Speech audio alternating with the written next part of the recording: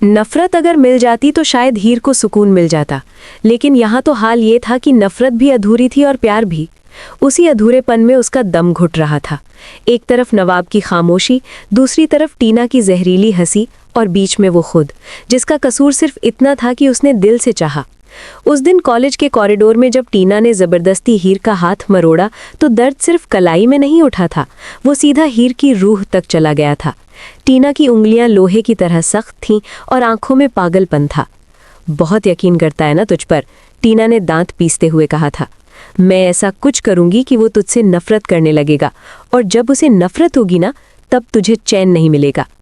हीर ने हाथ छुड़ाने की कोशिश की, लेकिन उसकी आंखों में आंसू आ गए। वो जानती थी कि टीना सिर्फ धमकी नहीं देती, वो उसे जीती जागती सजा में बदल देती है। उसी पल नवाब दूर खड़ा था, सब देखता हुआ भी अनदेखा करता हुआ। यही बात हीर को सबसे ज्यादा तोड़ गई। जिस इंसान के लिए उसने अपनी पहचान छुपाई, अपनी शादी को दुनिया से छुपाया, वही आज उसे अकेला छोड़ चुका था। नवाब का दिल शायद अब भी हीर के लिए धड़कता था, लेकिन उसका दिमाग टीना के हाथों की कठपुतली बन चुका था। वो खुद से कह चुका था कि उसे हीर से दूर जाना है, क्योंकि टीना उसके लिए सीरियस है। इतनी सीरियस कि उसने अपने प्यार, अपने अतीत और अपने सच को कुचल देने का फैसला कर लिया था। हीर दोस्ती चाहती थी, कम से कम इतनी कि दोनों नफरत के इस दलदल से बाहर आ सकें, लेकिन नवाब के शब्द अब पत्थर जैसे थे, ठंडे और भारी। हमारा कोई रिश्ता नहीं बचा, उसने एक रात सपाट आवाज में कहा था, और उसी पल हीर को महसूस हुआ था कि ये शब्द नहीं, तलवार थी जो उसे दो हिस्सों में काट रही है। दोनों के बीच प्यार था, इसमें कोई शक नहीं था, लेकिन दोनों का ईगो उस प्यार से बड़ा हो चुका था। वे एक दूसरे से इतनी चिढ़ते थे कि सच बोलने से पहले ही गुस्सा बीच में आ जाता था।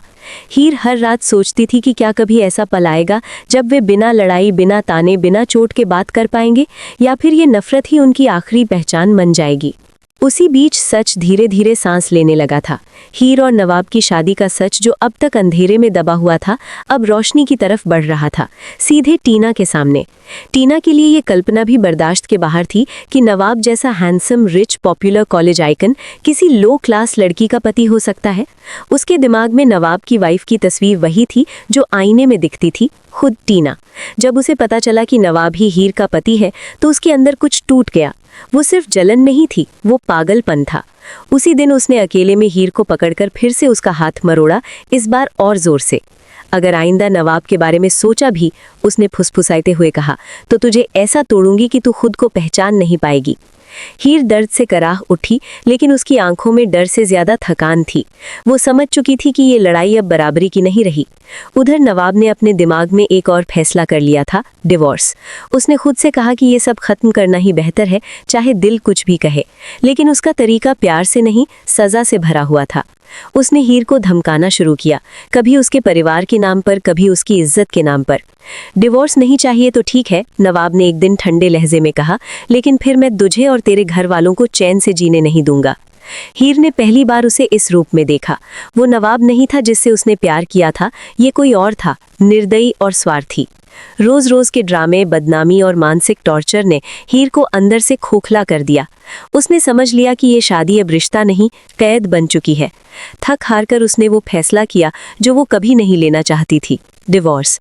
ठीक है, उसने टूटती आवाज में कहा, मैं तुम्हें छोड़ रही हूँ। ये कहते हुए भी उसका दिल चीख रहा था, लेकिन आत्मा शांत हो रही थी, क्योंकि कम से कम अब वो इस जहर से बाहर निकल रही थी। लेकिन कहानी यहीं खत्म नहीं हुई। डिवोर्स के बाद भी टीना को चैन नहीं मिला। उसे हीर का टूटना काफी नहीं लगा। वो उसे अकेले में टॉर्चर करने पहुंची, शब्दों से, यादों से, डर से। हर मुलाकात में वो हीर को ये याद दिलाने की कोशिश करती कि उसने क्या खोया है और वो कभी नवाब को वापस नहीं पा सकती। इन्हीं सब के बीच अर्जुन की एंट्री हुई, एक शांत, समझदार इंसान जिसने हीर को टूटे हुए टुकड़ों में नहीं, एक इंसान की तरह देखा।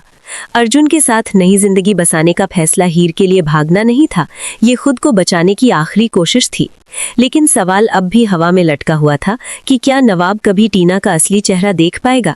क्या उसे समझ आएगा कि जिस औरत के लिए उसने अपना प्यार कुर्बान किया, वही उसकी बर्बादी की वजह है? या फिर तब तक बहुत देर हो चुकी होगी? क्योंकि जब सच्चाई देर से आती है, तब पछतावा उम्र भर का बन जाता है, और यही डर इस कहानी को और भी खतरनाक बना रहा था। डिवोर्स के कागजों पर दस्तखत करने के बाद हीर को लगा था कि शायद दर्द अब थम जाएगा, लेकिन असल में वही पल उसकी जिंदगी के सबसे खतरनाक चैप्टर की शुरुआत था। क्योंकि जिन रिश्तों को कागज पर खत्म कर दिया जाता है वो दिल और दिमाग में और भी जहर बनकर फैलते हैं। नवाब ने बाहर से खुद को मजबूत दिखाया, कॉलेज में पहले से ज्यादा रौब, पहले से ज्यादा पैसा, पहले से ज्यादा शो ऑफ, लेकिन अंदर वो एक ऐसी आग में जल रहा था जिसे वो खुद भी नहीं समझ पा रहा था। टीना उसके साथ थी, हर वक्त हर कदम पर, उसकी बाहों में, उसकी कार में, उसके कमरे में, लेकिन फिर भी हर रात जब नवाब अकेला होता तो उसे हीर की आंखें याद आती। वही आंखें जिसमें उसने कभी भरोसा देखा था, वही आंखें जिनसे आज वो डरने लगा था। उसे ये स्वीकार करना मुश्किल लग रहा था कि जिस औरत को उसने लो स्टैंडर्ड कहकर अपने दिल से निकालने की कोशिश की थी, वही औरत उसकी सबसे बड़ी कमजोरी थी। उधर हीर अर्जुन के साथ नई जिंदगी शुरू करने की कोशिश कर रही थी, लेकिन ये शुरुआत आसान नहीं थी। अर्जुन समझदार था, शांत था, हीर की चुप्पियों को पढ़ने की कोशिश करता था, लेकिन हीर के अंदर का डर हर कदम पर उसे रोक लेता था। वो मुस्कुराती थी, लेकिन वो मुस्कान नकली थी। वो आगे बढ़ने की बात करती थी, लेकिन हर रात पुराने जख्म फिर से हरे हो जाते थे। टीना ये सब देख रही थी, दूर से, चुपचाप, शिकार पर नजर रखे हुए। उसे ये बर्दाश्त नहीं था कि हीर टूटकर भी संभल रही है, कि वो डिवोर्स के बाद भी जिंदा है, कि उसकी आंखों में अब भी उम्मीद की हल्की सी चमक बाकी है। एक दिन उसने फैसला किया कि अब सिर्फ धमकी काफी नहीं, अब हीर को पूरी तरह कुचलना होगा। उसने नवाब के सामने रोना शुरू किया, खुद को पीड़िता दिखाया, उसे यकीन दिलाया कि हीर अब भी उसकी जिंदगी बर्बाद करने की कोशिश कर रही है, कि अर्जुन सिर्फ एक मोहरा है और हीर अब भी नवाब को हासिल करना चाहती है। नवाब का गुस्सा जो अब तक दबा हुआ था, अचानक फट पड़ा। उसने बिना सच्चाई जाने, बिना सवाल किए हीर के खिलाफ नफरत पाल ली। या शायद ये नफरत नहीं थी, ये अपनी गलती से भागने का तरीका था। उसने अपने कनेक्शंस का इस्तेमाल किया, अफवाहें फैलवाई, हीर के कैरेक्टर पर सवाल उठाए, अर्जुन को धमकियां दिलवाई। हीर को लगने लगा कि डिवोर्स के बाद भी वो आजाद नहीं हुई, बल्कि एक और बड़ी जंग में फंस गई है। एक रात जब वो अकेले घर लौट रही थी, टीना ने उसे रास्ते में रोक लिया। इस बार कोई भीड़ नहीं थी, कोई गवाह नहीं था, सिर्फ अंधेरा और टीना की जहरीली आवाज। मैंने कहा था ना कि तुझे चैन नहीं मिलेगा, उसने फुसफुसाते हुए कहा। तू जितना भागेगी मैं उतना ही तेरे करीब आऊंगी। हीर दर्द से कराह उठी, लेकिन उसकी आंखों में डर से ज्यादा थकान थी। वो समझ चुकी थी कि ये लड़ाई अब बराबरी की नहीं रही। उधर नवाब ने अपने दिमाग में एक और फैसला कर लिया था, डिवोर्स। उसने खुद से कहा कि ये सब खत्म करना ही बेहतर है, चाहे दिल कुछ भी कहे। लेकिन उसका तरीका प्यार से नहीं, सजा से भरा हुआ था। उसने हीर को धमकाना शुरू किया, कभी उसके परिवार के नाम पर, कभी उसकी इज्जत के नाम पर। डिवोर्स नहीं चाहिए तो ठीक है, नवाब ने एक दिन ठंडे लहजे में कहा, लेकिन फिर मैं तुझे और तेरे घर वालों को चैन से जीने नहीं दूंगा। हीर ने पहली बार उसे इस रूप में देखा। वो नवाब नहीं था जिससे उसने प्यार किया था, ये कोई और था, निर्दयी और स्वार्थी। रोज रोज के ड्रामे, बदनामी और मानसिक टॉर्चर ने हीर को अंदर से खोखला कर दिया। उसने समझ लिया कि ये शादी अब रिश्ता नहीं, कैद बन चुकी है। थक हार कर उसने वो फैसला किया जो वो कभी नहीं लेना चाहती थी, डिवोर्स। ठीक है, उसने टूटती आवाज में कहा, मैं तुम्हें छोड़ रही हूँ।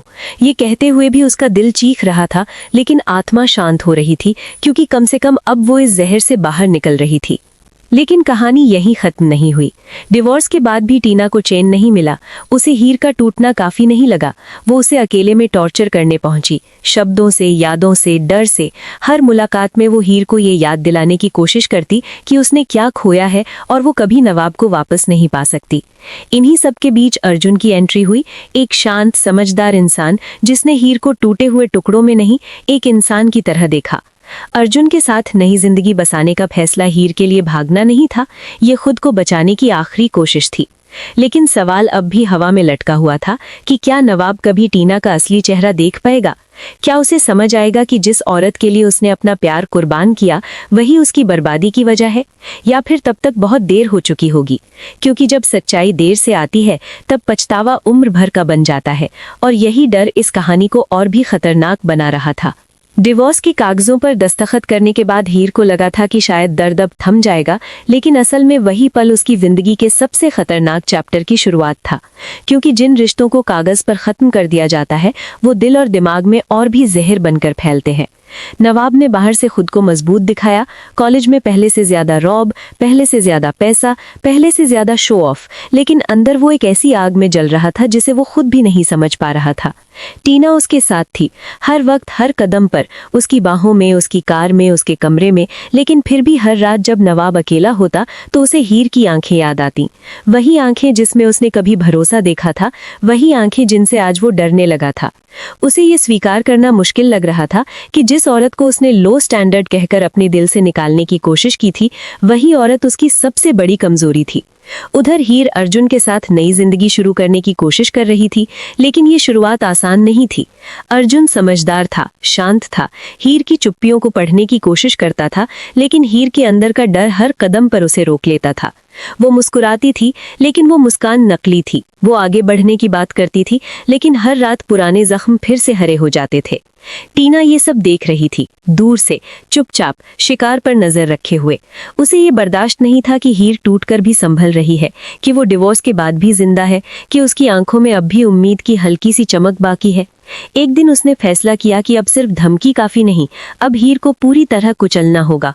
उसने नवाब के सामने रोना शुरू किया, खुद को पीड़िता दिखाया, उसे यकीन दिलाया कि हीर अब भी